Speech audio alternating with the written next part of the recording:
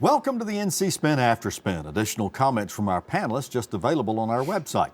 Peg O'Connell, what do you wish you had said on last week's show, but you didn't? Well, Tom, I wish we'd gotten a little bit more time to talk longer about the Medicaid expansion, closing the coverage gap issue, but because there's a political element to this, a partisan political element that will affect people in the coming election. There have been polls done. Some of my colleagues have done polls, Republican pollsters, demonstrating that closing the coverage gap is wildly popular in this state, and even Republican voters are in favor of it by a majority.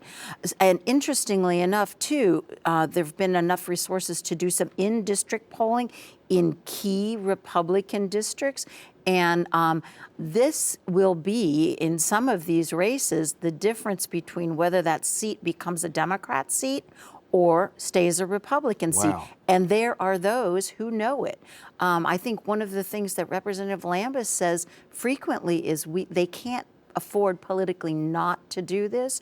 And I also think that any Democrats who decide to vote with the Republicans on a budget that doesn't contain Medicaid expansion will also be in jeopardy. And then the one final thing, because then there are safe Republican seats, but so there are people who are struggling with the issue. What do I do about closing the coverage gap?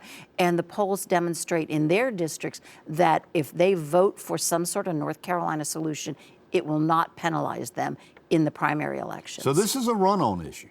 It is a run-on issue, and the people who, the Republicans could lose their majority in the House if they don't step up on this issue. Wow.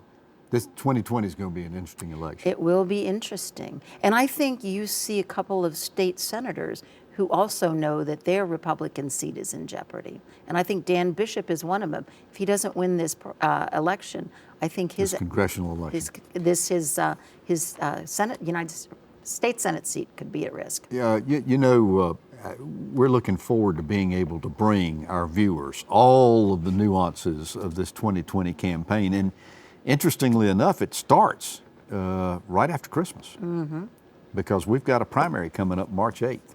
Interesting. Well, thanks for watching the After Spin. We'll have more video all during the week on ncspin.com.